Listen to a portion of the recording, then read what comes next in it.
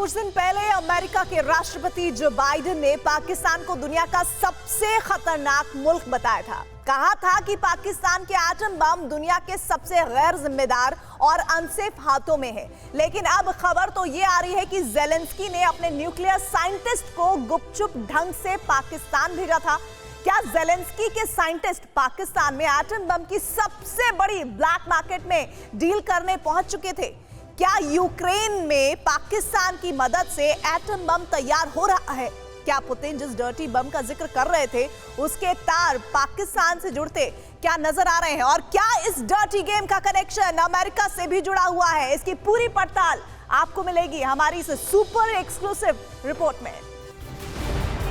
क्या रूस यूक्रेन के बीच एटमी जंग की वजह बनेगा पाकिस्तान?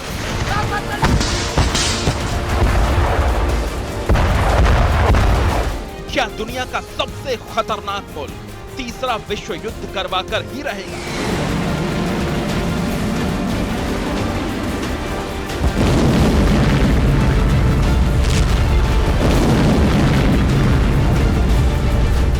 क्या महायुद्ध के बीच पाकिस्तान से एटम बम की ब्लैक मार्केटिंग हो रही है?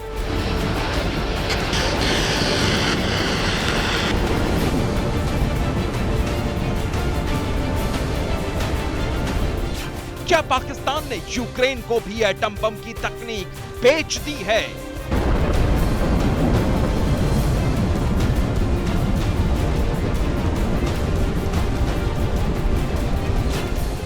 ये सारे सवाल इसलिए क्योंकि इस बार पाकिस्तान से एटम बम की ब्लैक मार्केटिंग की पक्की खबर रूस को मिली है। रशियन न्यूज एजेंसी RAI नोवोस्टी के मुताबिक रूस के सांसद और फेडरल काउंसिल की रक्षा समिति के सदस्य इगोर मोरोजोव ने दावा किया है कि कुछ दिन पहले यूक्रेन के डिफेंस साइंटिस्ट और एटम एक्सपर्ट्स ने पाकिस्तान की यात्रा की है।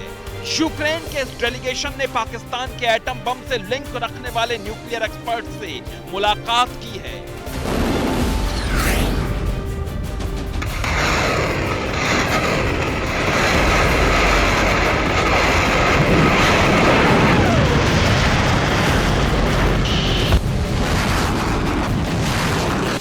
विश्व युद्ध की तरफ बढ़ती दुनिया के लिए ये खबर किसी एटम बम के धमाके से कम नहीं है, क्योंकि ऐसे नाजुक वक्त में अगर गलती से भी रूस के खिलाफ यूक्रेन की ओर से एक भी एटमी धमाका हो गया तो थर्ड वर्ल्ड वॉर की शुरुआत में ही सर्वनाश कोई नहीं रोक पाएगा।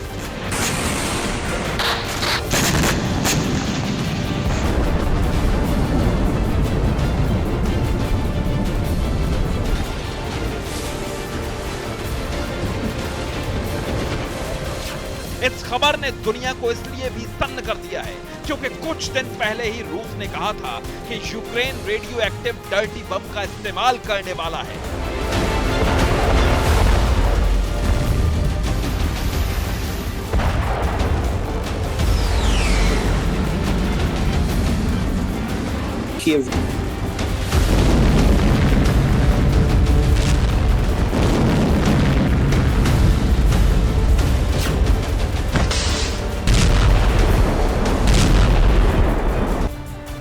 तो क्या यूक्रेन को एटम बम जैसे विनाशक डर्टी बम का सामना और एटम बम की तकनीक पाकिस्तान से ट्रांसफर हुई है?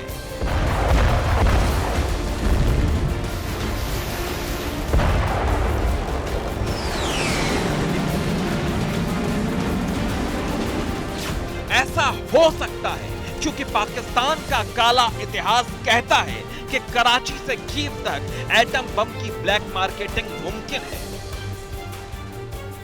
रूसी सांसद का आरोप है कि अमेरिका का एटमी बाप और पाकिस्तान का न्यूक्लियर करप्शन इस बात का इशारा है कि 21वीं सदी में दुनिया में कहीं भी एटम बम फटा तो उसके पीछे या तो पाकिस्तान खड़ा होगा या अमेरिका।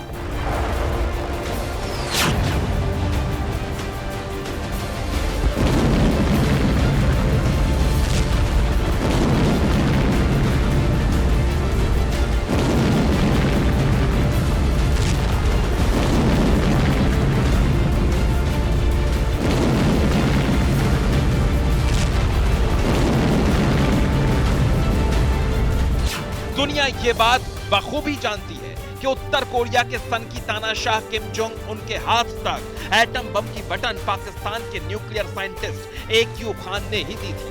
AQ खान ने दुनिया से गद्दारी की, अपने मुल्क से गद्दारी की और कुछ नोटों के बदले एटम बम जैसी सीक्रेट टेक्निक किम जैसे सनकी को सौंप दी। लेकिन नॉर्थ कोरिया वो अकेला मुल्क नहीं था जिसके साथ AQ खान ने एटम बम की डील की थी।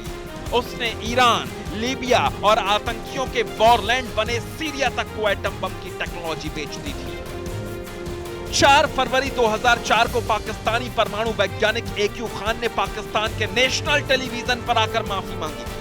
उसने कबूल किया था कि उसने ही नॉर्थ कोरिया, ईरान, लीबिया और सीरिया को एटम बम की टेक्नोलॉजी बेची थी। लेकिन AQ खान के गुजरने के बाद भी पाकिस्तान सुधरा नहीं है। आज रूस ने पाकिस्तान पर यूक्रेन को एटमी तकनीक बेचने का आरोप लगाया है और इससे पहले अमेरिका के राष्ट्रपति जो बाइडेन ने भी पाकिस्तान को सबसे खतरनाक मुल्क करार दे दिया था। और उससे भी पहले आपको याद होगा, इजराइल की सीक्रेट एजेंसी मोसाद की एक्स चीफ ने पाकिस्तान पर एटमी ब्लैक मार्केट का बहुत बड़ा खुलासा किया था। पाकिस्तान से चल रहे एटम बम के ब्लैक मार्केट को लेकर इजराइल की सीक्रेट सर्विस मोसाद के एक्स चीफ ने बहुत बड़ी चूक कबूल की थी। चूक भी ऐसी जो पूरे इजराइल को खाक में मिला सकती थी। इजराइल ने दावा किया था कि पाकिस्तान ने सीरिया को एटम बम की टेक्नोलॉजी बेच दी थी। सीरिया ने एटम बम बना भी लिया था, पर गनीमत यह रही कि धमाके की तय तारीख से सिर्फ 7 दिन पहले मोसाद ने अपनी बहुत बड़ी मिस्टेक सुधार ली थी।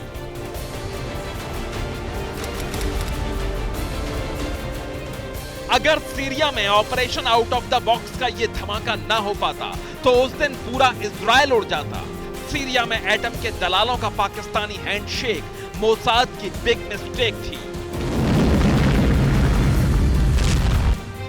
2007 में मोसाद को अचानक सीरिया के न्यूक्लियर रिएक्टर का पता चला। किसी और मिशन पर काम करते हुए मोसाद को अचानक पता चला कि सिर्फ 7 दिन बाद सीरिया इस न्यूक्लियर रिएक्टर से एटम बम दागने वाला है। मोसाद ने सीरिया के एटमी धमाके को रोकने और अंदर की खबर पता करने के लिए पूरी ताकत झोंक दी। पता चला कि सीरिया तक एटम बम की टेक्नोलॉजी पाकिस्तान में एटम बम के ब्लैक मार्केट से पहुंची है। इसके बाद इजरायली एयरफोर्स ने 6 सितंबर 2007 को अपने F-15 और F-16 स्ट्राइक फाइटर से सीरियाई रिएक्टर्स पर बमबारी करके उसे तबाह कर दिया। इजराइल ने इस ऑपरेशन का नाम रखा operation out of the box. सिर्फ मोसाद ने ही नहीं, इंटरनेशनल एटॉमिक एनर्जी एजेंसी यानी IAEA ने भी अपनी जांच के बाद कंफर्म किया था कि पाकिस्तान का AQ Khan nuclear black market gang का बड़ा हिस्सा है और कई देशों के ताकतवर लोग एटम बम की ब्लैक मार्केटिंग में शामिल हैं। जो पाकिस्तान का न्यूक्लियर प्रोग्राम है वो काफ़ी हद तक चुराया हुआ है यूरोप से। और ये भी सच्चाई है कि जो पाकिस्तान ने जब न्यूक्लियर हथियार बना लिए 1998 में उन्होंने टेस्ट कर दिया, भारत के टेस्ट के बाद इन्होंने जो है न्यूक्लियर टेक्नोलॉजी को बेचा है दूसरे देशों को, जो लीबिया है, ईरान है और नॉर्थ कोरिया है। 2007 में सीरिया में एटम बम बनाने की कंफर्म खबर मिली और 2013 में सीरिया पर ISIS के आतंकियों का कब्जा हो गया। यानी अगर मोसाद को पाकिस्तान से सीरिया को मिली न्यूक्लियर टेक्नोलॉजी की खबर कुछ दिन और नहीं मिलती तो सीरिया आज न्यूक्लियर पावर होता और उस एटम बम का बटन ISIS के आतंकियों के हाथ में भी हो सकता था। AQ खान ने एटम बम की ये टेक्नोलॉजी कई मुल्कों को बेची, लेकिन खुद पाकिस्तान को एटम बम कैसे मिला, यह कहानी किसी सस्पेंस थ्रिल वाली फिल्म से कम नहीं है।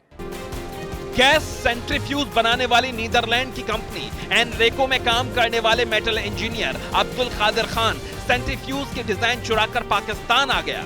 चोरी के सेंट्रीफ्यूज डिजाइन से पाकिस्तान ने भी एटमी धमाका कर दिया। इसके बाद तो AQ खान पाकिस्तान का नेशनल हीरो बन गया, लेकिन AQ खान ने चोरी स्मगलिंग वाले पाकिस्तान के न्यूक्लियर प्रोग्राम को एटमी ब्लैक मार्केट में बदल दिया। कुछ दिन पहले ईरान के पूर्व राष्ट्रपति अकबर हाशमी रफसंजानी ने भी माना था कि 80 के दशक में पाकिस्तान ने ईरान को भी परमाणु तकनीक दी थी। AQ खान ने भी अपने खिलाफ चली जांच के दौरान बताया था कि ईरान ने 3 परमाणु बम के लिए $10 अरब की पेशकश की थी। इसलिए जो बाइडेन ने कहा कि पाकिस्तान दुनिया का सबसे खतरनाक मुल्क है, जो मुल्क नॉर्थ कोरिया, सीरिया और ईरान और भी न जाने किस किस देश में एटम बम का सौदा कर चुका है, वो अब यूक्रेन युद्ध में एटम की आग भड़काना चाहता है।